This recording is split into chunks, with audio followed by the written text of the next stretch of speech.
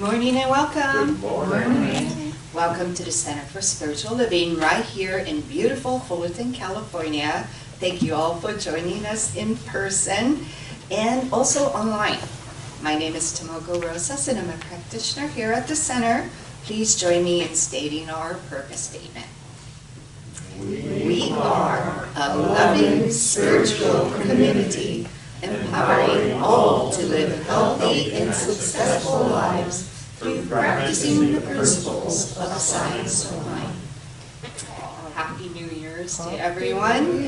Knowing everyone had a wonderful holiday season. And you know, in numerology, 2026 is number 1. And as Pauline would know, it's a beautiful new beginning. It's an opening up of new energy. And of course, it's New Year's and beginning January, start this beautiful year with great affirmations to begin something new. And also, in Chinese astrology, just, little tidbits here. It's the year of blazing or fiery horse. And that's my year, yes. Okay, so there's still time to submit your slogan for 2026, and entry so far are in the program. There's some really good ones in there. And if you have your own, please go ahead and submit so it could be listed next Sunday. The Wednesday Spiritual Support Group resumes this week, and all are welcome, so please join us if you can. And thank you everyone for supporting our coffee fellowship. We love our coffee fellowship. And last year, almost all 52 Sundays were supported by someone. Isn't that wonderful? Yeah. Yay. Our annual membership meeting and potluck is scheduled for the last Sunday of this month. The meeting is for the voting members, but the potluck is for everyone, so please join us. And if you're not sure of your voting status, please see me after service. In the next few weeks, we'll find out. And Unexpected Income Club is doing great. We did not meet our goal, but my goodness, we're so close. So we'll just set another new goal for this year. All right, and that's it from me at this point, and I'll pass it on to Tommy.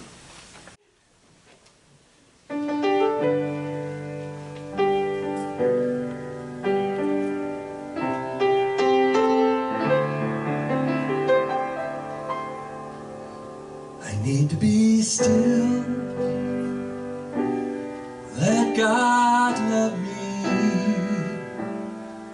I need to be still, let God love me. When this old world starts to push and shove me, I need to be still, God love me.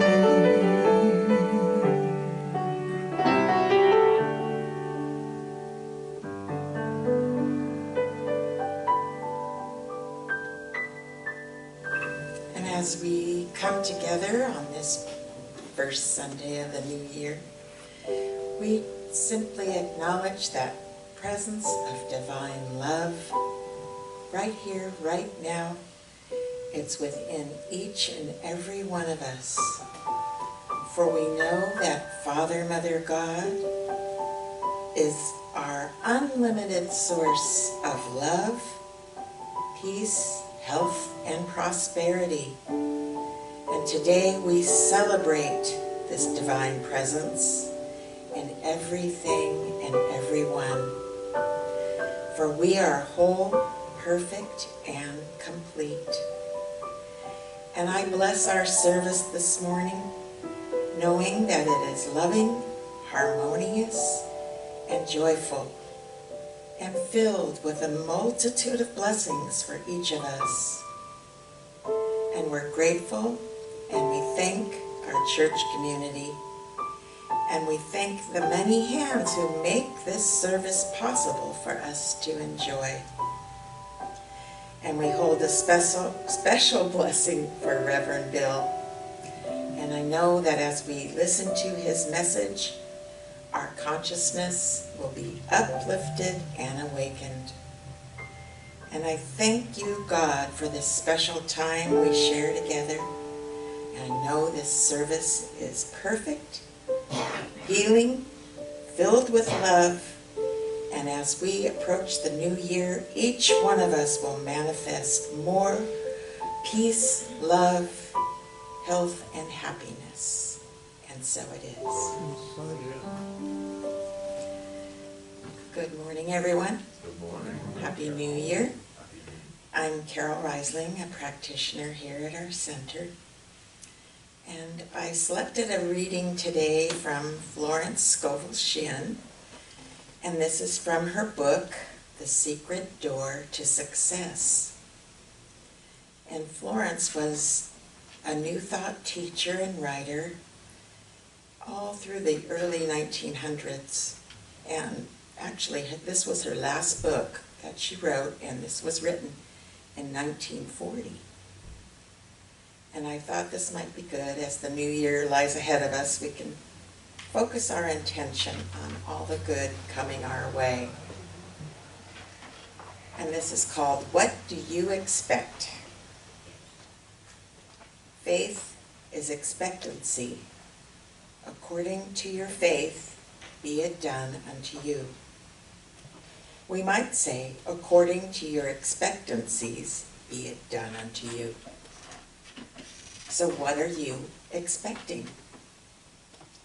We hear people say, oh, we expect the worst to happen, or the worst is yet to come. Well, they are deliberately inviting the worst to come. We hear others say, I expect a change for the better. These are inviting better conditions into their lives. Change your expectancies and you change your conditions. How can you change your expectancies when you have formed the habit of expecting loss, lack, or failure? Begin to act as if you expect success, happiness, and abundance. Prepare for your good. Do something to show you expect it to come. Active faith alone will impress the subconscious. For instance, if you have spoken the word for a new home, begin preparing for it immediately, as if you hadn't a moment to lose. Begin collecting little things for it, maybe tablecloths, dishes, etc. Now someone may say, you haven't the money to buy these things. Then look at them in shop windows or magazines and link with them in thought. Get into their vibration. Sometimes I hear people say, I don't go shopping because I can't afford to buy anything. That is just the reason you should go shopping. Begin to make friends with the things you desire. I know a woman who wanted a ring, and she went boldly to a jewelry store and tried on rings. It gave her such a realization of ownership that not long after, a friend gifted her with a ring. You combine with the things you notice. So keep on noticing beautiful things and make an invisible contact. Sooner or later, these things are drawn into your life. Unless you say, poor me, nothing good ever happens to me. God cannot fail, for his ways are ingenious. His methods are sure. You can expect any seemingly impossible good from God if you do not limit the channels. Do not say how you want it done or how it can't be done. For God is the giver and the gift and creates his own amazing channels. Know that you cannot be separated from God the giver Therefore, you cannot be separated from God the gift. The gift is God in action. Get the realization that every blessing is good in action, and see God in every face and good in every situation. And this makes you the master of all conditions. Nothing is too good to be true. Nothing is too wonderful to happen. Nothing is too good to last when you look to God for your good. Now stand aside and watch God work, knowing that God brings the desires of your heart to pass and seemingly impossible doors to open and impossible channels are set free. Now please join me in prayer. And just simply knowing and sensing that God is the one power, the one life, the one truth, and the one substance. And that presence, that substance, that spirit is right here, right now, within and around each one of us. And as we look to the new year ahead, we expect our good, knowing that all our needs are taken care of. We are one with God, and our endless good comes to each one of us now in endless ways. And we give thanks for this good that is flowing to us in a steady stream of ever-increasing happiness, love, and health. And I release this prayer into the law, knowing it is already done in the mind of God. And so it is.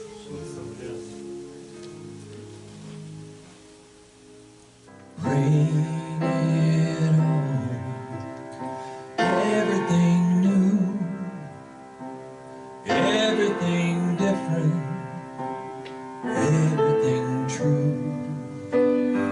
I'm ready for my next thing to do. Oh, I know it's gonna be everything new. I'm not crying, I'm not waiting, I'm not hoping against all hope. I'm not longing for something gone that'll never return. I think I finally learned. So bring it on. Everything new, everything different, everything true. I'm ready for my next thing to do. Oh, I know it's gonna be everything new. I'm not grieving, and I'm through thinking that the life I live will always stay the same. No more wishing on someone else's star that'll never be mine. I think it's time. Bring it on. Everything new, everything different, everything true. And I am ready for my next thing to do. Oh, I know gonna be everything new. I know it's gonna be everything new.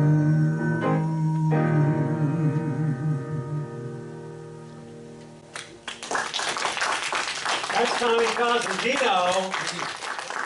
You know, After listening to Carol talking about all those things that are coming for us in 2026, I'm with Tommy. Bring it on. I don't even remember all those things, except I think that they included things like joy and beauty and love and peace and happiness and on and on and on. And you know what? I'm ready. There's something we have to remember, though, and most of us were here for Tomoko's meditation prior to the service.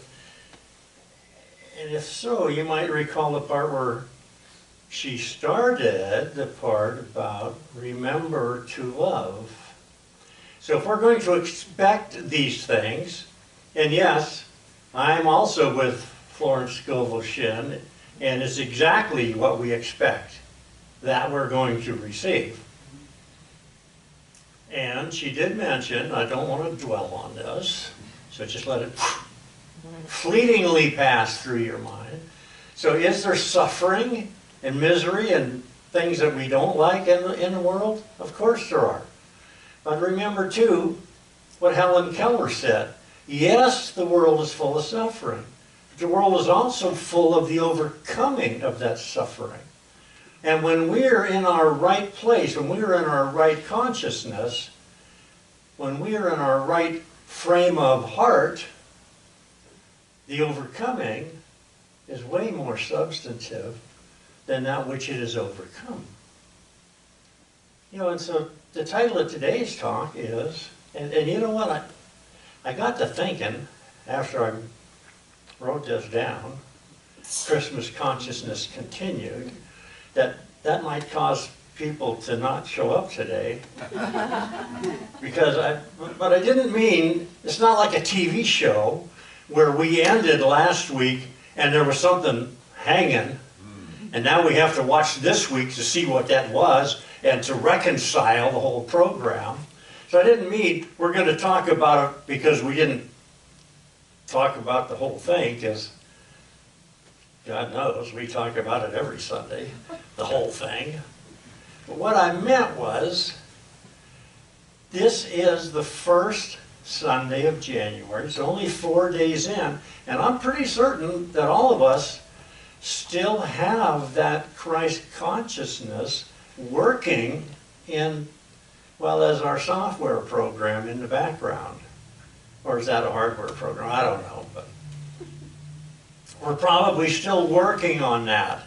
It's probably going to take, you know, a couple more weeks before we allow it to fall off and get back into those ways that we spent all December getting out of. And, you know, if we're going to make a New Year's resolution, aren't we just crazy about our New Year's resolutions? Yeah, those things we resolve to do. Gonna go to the gym every day. Gonna be nice to my mother-in-law.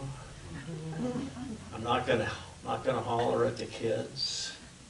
I'm going to approach it from a detached, objective position. And of course, those things last, I don't know, sometimes hours. So it's not like we don't get some benefit from them, some value. But the fact is,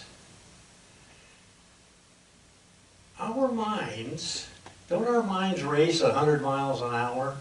They're always racing 100 miles an hour. But the only time that we're really present to what is when we are thinking and acting and coming from this exact moment. When we're not thinking about the past, we're not thinking about the future, we're thinking about only this moment, because this, you know, we throw out this word eternally and eternity, don't we, all the time? Yeah. Well, eternity isn't sometime later. Eternity isn't somewhere down the road. The eternal moment is this moment, always and only. There is no eternal moment in the past, although God knows we like to go back there and visit that sometimes, and a lot of times with a lot of emotion. But it's not back there. And there's no eternal moment in the future. That's just nonsense.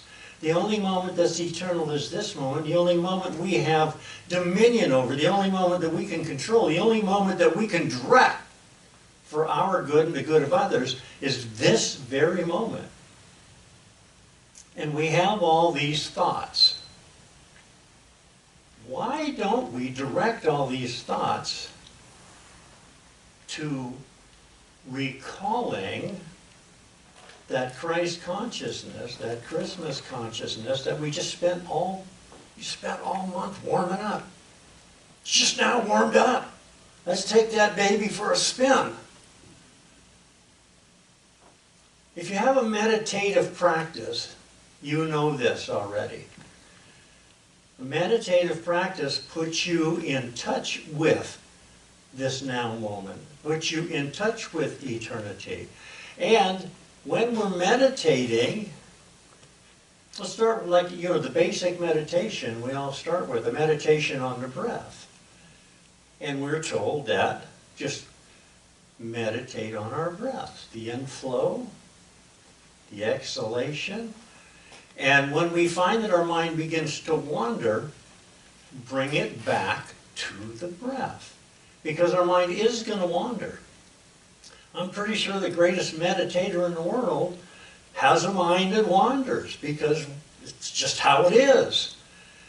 But the meditation aspect is when we discover that's happening, to say, oh, that's happening, and bring it back to the breath. Why can't we do that with that Christmas consciousness, the Christ consciousness? We can meditate for 2 minutes going up an elevator, or waiting in line at the grocery store, waiting to get gas, waiting for anything. When we have a quiet time, we can use that time and we can slip into that mode. We could also use that time to remind ourselves that I'm going to come from this Christ consciousness because that is what I'm made from. I'm going to come from it. I'm going to be it. I'm going to live it right now. And we could say, like we say the end of December, beginning of January, I'm going to do it all year. We could say, well, I'm going to do it all this month. Or we could say, all week, I'm going to work on my Christ consciousness. Or today, one day at a time, I'm in.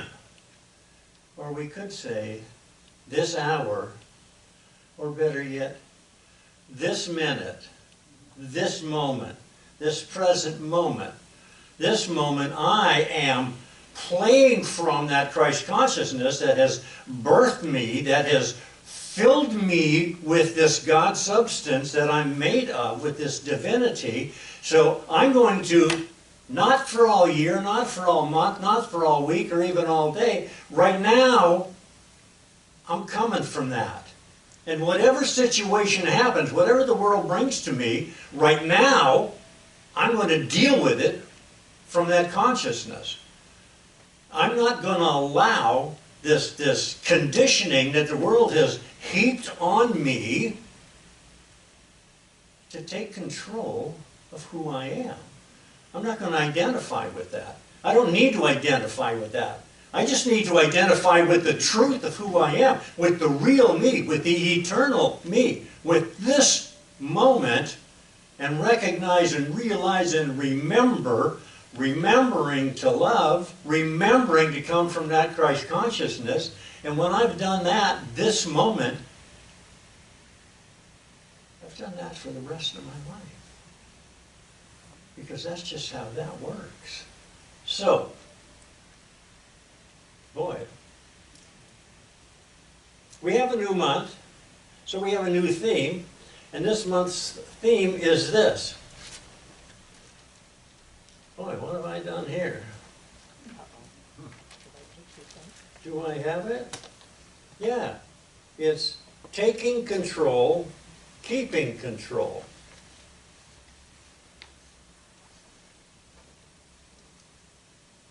we have to take control. Everybody says, take control of your actions, take control of your life. Well, how do we take control of it? We take control of it in this moment. We take control of it by directing our actions to be in this fashion or that fashion, and if we don't, what happens? We stop acting? We stop being? Do we stop doing? No. It's just that if we're not controlling it, something else is, and that something else is the conditioning of the world. We are no longer in the world but not of it. We are exactly of it because we're doing all those things that we know in our heart of hearts we probably shouldn't be doing. But we haven't directed ourselves, we haven't directed our consciousness to do those things in that Christmas consciousness way that we've been talking about all last month. So it's not about the talk, it's about the action and the activity of doing it. We can say, well, this is my resolution. Well, all right, you hear my New Year's resolution? I'm going to be exhibiting the Christ consciousness all the time.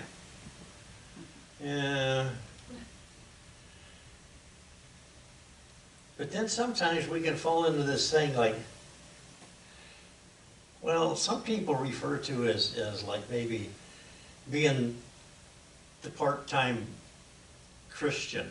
I'm going to say Christian because I don't like the connotation that Christian has. It's just that when we follow that Christ consciousness, that's kind of the name we have to put on it.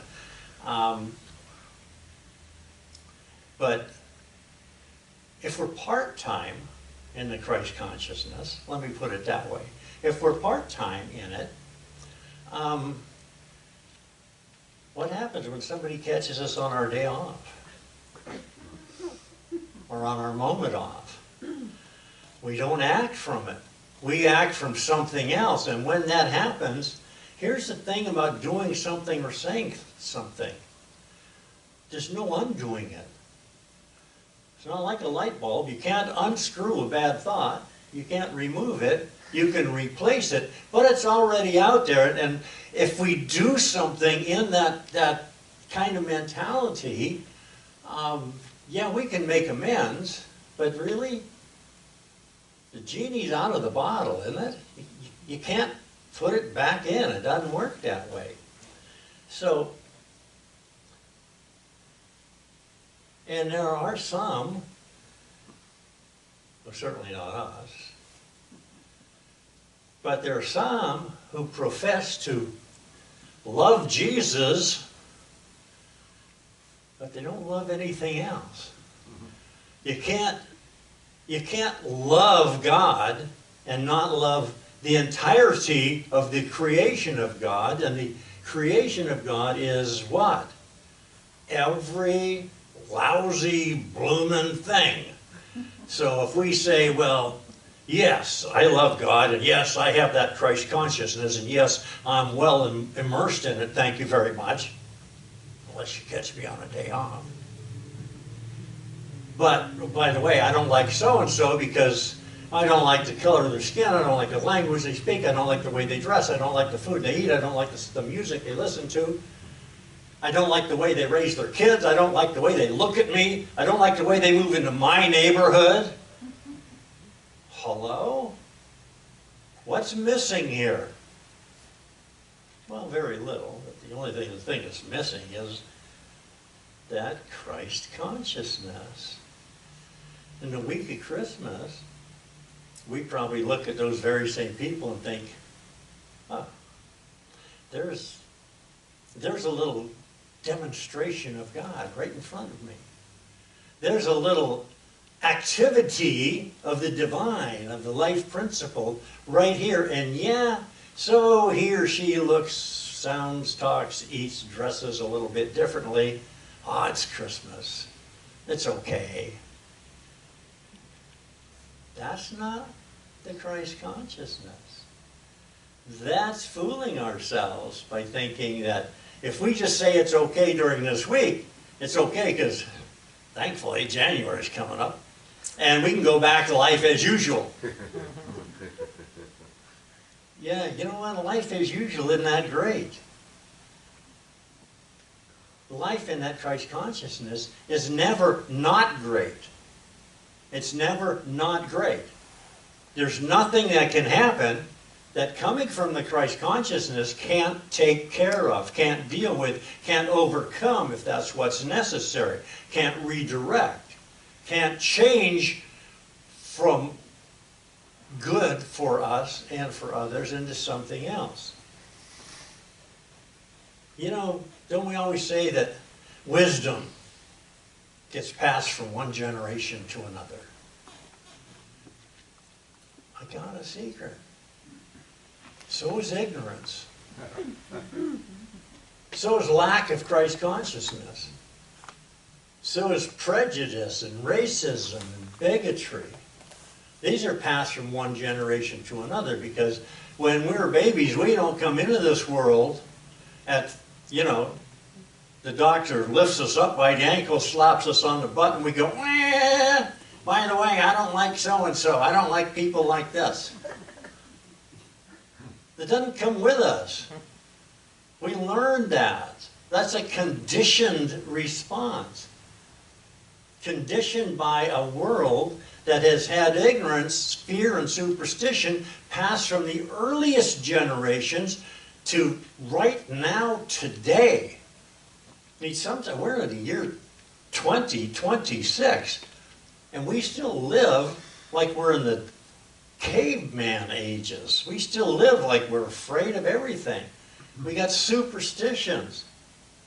You ever throw salt over your shoulder? You ever get nervous because of black cats right there in front of you? You stay away from ladders because, I mean, make sure you go around the right side. What about if you break a mirror? You have 7 years bad luck? God, the number of mirrors I broke, I got to live 2 more lifetimes just in order to get even. That's not how it operates. I need to replace all of those fears and superstitions and ignorance. I need to replace with more Christ consciousness. It's there. It's not like some of us don't have it. It's only like some of us have been talked into obscuring it or refuting it or pretending it's not there. And then we don't see that the diversity that on one hand in our humanness sometimes we're railing against is simply absolutely unnecessary to rail against, and is absolutely necessary for us to have as human beings. You know, Ernest Holmes, the founder of Science of Mind, talked about, he said that looking out on the many forms, okay? Many forms. And right now I'm going to talk about only the many forms of people. But what he said was about the whole enchilada, the whole of creation, was the infinite is not divided. We seem to think, well, so you got the infinite up here, and we're going to divide it into 14 billion different little individuations. It's not divided, it's multiplied. It's that many more times that this life principle has an opportunity to express itself through others, through different aspects of who I am, of who we are, different aspects of the Christ consciousness. It doesn't change. It doesn't matter which part of it you look at. The Christ consciousness within is exactly the same. That doesn't change. That's back to the meditation, remembering to love. It's that simple. You know, the Sermon on the Mount, the Master Teacher Jesus, we can go through the whole thing, or we could just distill it to this. Do unto others what you would have them do unto you. And then do we do that? If we do that, we are living in that Christ consciousness. We're coming from it. We are exhibiting it. We are being it. If we are not, we just are not. And we might come with excuses, reasons I mean. We might come with reasons why in this particular instance it's probably not best to be coming from that Christ consciousness. Hello, McFly. Yes, it is. So, I want to talk about just exactly what it was that Ernest Holmes told us. What he said was this: we are never left without a witness of the eternal. And in our greatest moments, in those flashlight visions of mystic grandeur, we know that we are made of eternal stuff, fashioned after a divine pattern. The divine pattern is that Christ consciousness. We are not and cannot, could never be fashioned from anything other than that, because that is the source and substance of all of creation. Joel Goldsmith, in his book, The Master Speaks, put it this way: the most important part of our work is finding the answer to the question, what is God? So long as we think of God as some kind of a Superman sitting on a cloud, or a man on a cross, or some unknown and mysterious being, we do not bring even a small amount of spiritual power into our experience. There's no spirituality in that. There's no experience in that. If we want to know God, if we want to know the Christ consciousness, we have to experience it. We can't read about it. We can't hear about it. We can't go to lectures about it. I mean, we can, and that's a great way of learning how maybe we could recognize it when it comes if we think it's not going to happen that way. I mean, if we think an angel of God is going to appear right before us and we're going to have trouble recognizing it, we want to go to the manual and look it up and make sure that, yeah, halo, wings, we can do that. But we don't need to do that. Because when it happens, when we experience that divinity, when we experience God, we know. And we know that we did. Today, we are no longer willing to accept a far-off God because we have come to understand that God is the soul of our being. God is the mind, the spirit, the very substance of which we are formed, and is the center of our being. All of that is what the Christ consciousness is. So I'm going to ask you, if it's all that much, all that and a bag of chips too, how can we not see that? How can we not live from that? How can we not look at it and say, oh, man, I like that. I want some, Mother, may I have some more?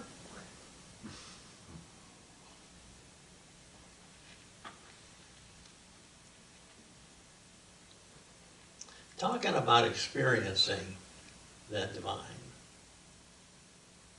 If we're hungry, we go into a restaurant and we look at a menu. Then all at once, somehow, miraculously, we're full. We're not hungry anymore. Well, wait a minute. No, that's not quite so. We look at the menu to discover what it is we want to order, and we order it when it is produced for us and put right in front of us on the table. We eat it, we experience it, and consequently, our hunger is satiated. It's the same with spirituality. We can't just read the menu. We have to read the menu and ingest it. We have to order it. We have to accept it. We have to embed it, embody it, and allow it to do its divine work through us. Paramahansa Yogananda, in his Solving the Mystery of Life, said this: to be alive is to be on fire with purpose, to move forward with undaunted determination toward a goal. That purpose, that goal, that burning fire, that burning desire, that I gotta do this, should be directed at maintaining that Christ consciousness, not just within us, because it is within us. We can't stop that from happening. What we need to do is we need to keep flaming the fire of awareness of that within us. Because it's the awareness of it. It's kind of like a baseball or football or basketball. If it's sitting on the shelf, it's nice to look at, but it's not doing anything. It's only of real value for what it is when it's thrown into the game. When it's thrown onto the field. And that's us and our divinity. When we raise our level of awareness to the point that we're throwing that out there into the field, into the world, then we've got some value coming from it. Sitting it in a book, reading it off a menu, isn't really helping all that much. I've said this before, sometimes I use it to close a talk, but someone in your life today needs a reminder that they are one of God's children. Be that reminder. That's what living in the Christ consciousness is all about. Be that reminder. Have you ever had a situation, especially when you were a kid, you just did something wrong? What's wrong? Wrong's relative. Let's say you did something that you know you're going to get in trouble for. But the person that discovered your wanton lawlessness says to you, wow, that was a mistake. Did you learn from your mistake? Because we wouldn't do that again, right? Not knowing what we know right now, we'd probably avoid that. And you're going, and then pat you on your little head and say, okay, so you run along now and just remember that to not do that anymore. That was a way better alternative than the switch, right? The belt. That's what we need. We need for somebody to be that for us in those times of trouble. And if we want that to happen, then we need to be that for somebody else. We need to be in that game, not in the other game. If we want a home run, we don't want to go to the football field. If we want a three-pointer, we're not going to get it in a dart game. Well, maybe in the whole games, I guess you can get one of those things. But what I'm saying is, if we want to be playing the Christ consciousness game, playing the show our divinity, we have to be in that field to do it. It's not a part-time thing. Well, it can be a part-time thing. We just don't want it to be. In this book, The Coming of the Cosmic Christ, Matthew Fox actually quoted Walt Whitman here. He said, "Divine am I inside and out, and I make holy whatever I touch or am touched from. Why should I wish to see God better than this day?" We could say better than this moment. We can't see God better than this moment, because this moment is the exact moment that God is in our midst. And that life principle is beating our hearts, breathing our lungs, and coursing through our bodies with all that life-sustaining stuff that we need and we get from our Creator.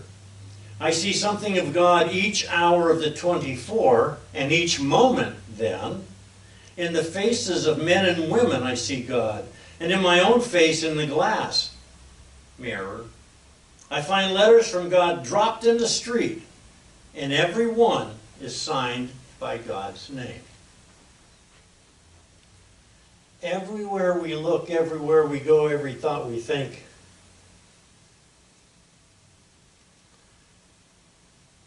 is a direct communication with that divine spark.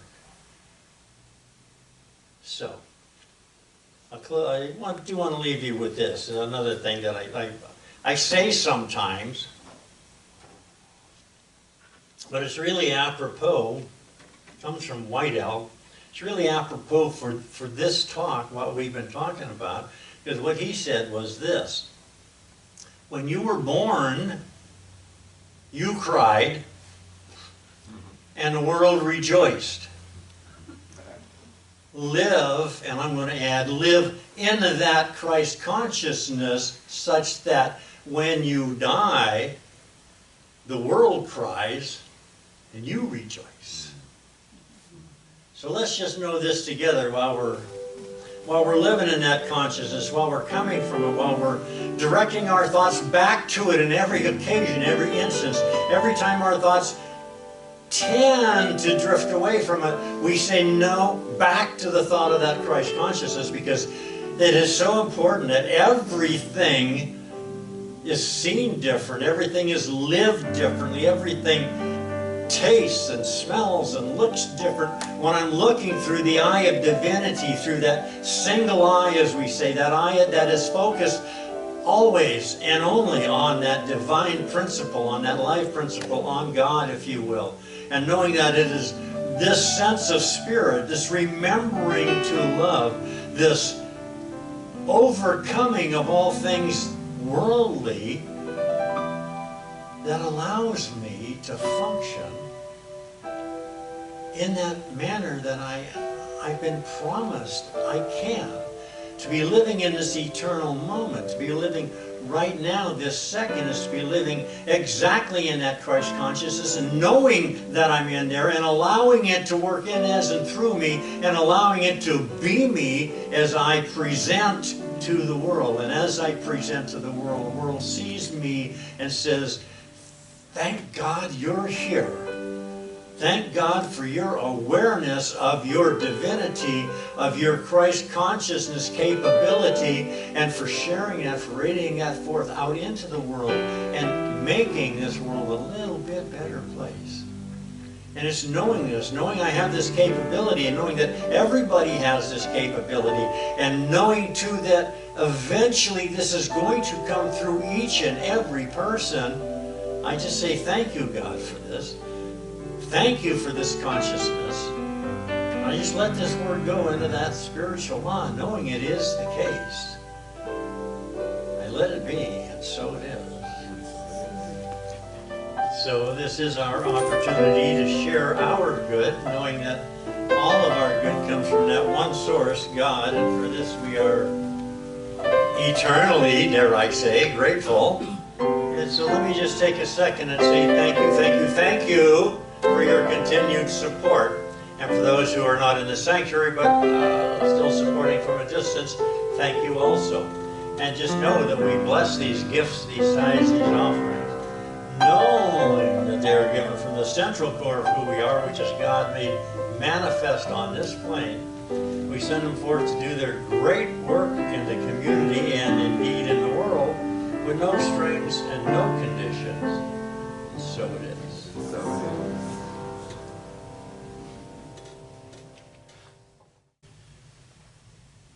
I think with this next song, I was a little bit premature, and you'll see what I'm talking about once we get started.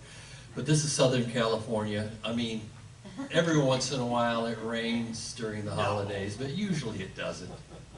But anyway, we can still celebrate. Absolutely.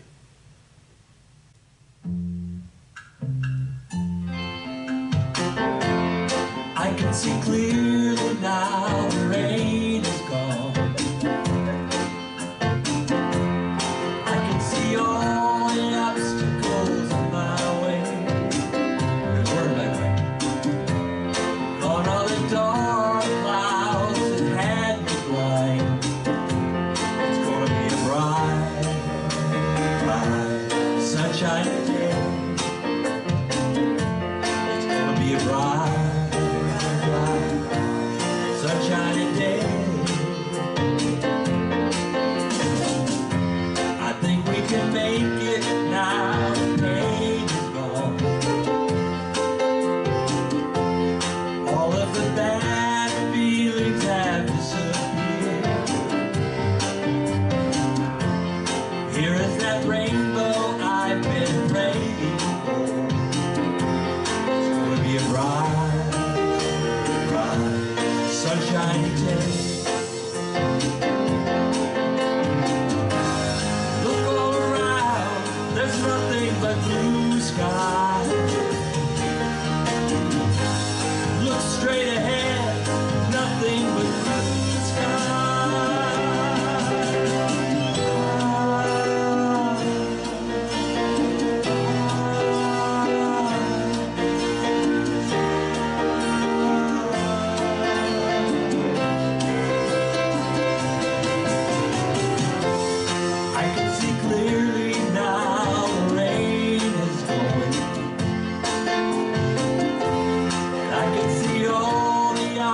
obstacles that were in my way. Gone are the dark clouds that had me blind.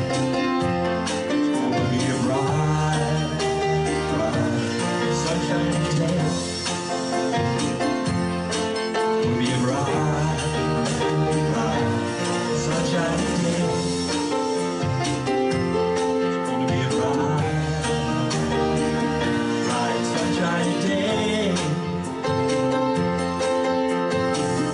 Yeah, bright, sunny day.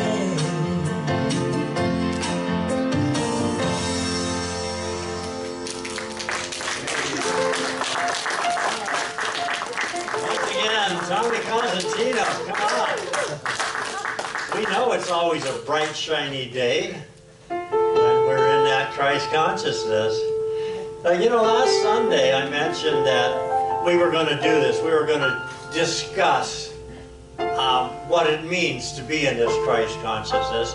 And I also promised that we're going to give you a real method to get around to it. We don't want to just give this lip service. So thank you for coming out in the rain today, all of you. And just so you know, I promise you, if you're here next Sunday, you will most definitely have an experience of what I'm talking about that will guarantee that you get around to it. Guarantee it. Let's just know something together right here, right now. Something amazing is happening through me right now. Something amazing is happening through me right now. Something divine, in fact. Something divine, in fact. It's this Christ consciousness. It's this Christ consciousness. The only true consciousness. The only true consciousness. It's helping me take control. It's helping me take control And keep control and keep control of my life. of my life. I am so grateful for this. I am so grateful for this. I'm just going to use it every moment. I'm just going to use it every moment. Thank you, God, in me. Thank you,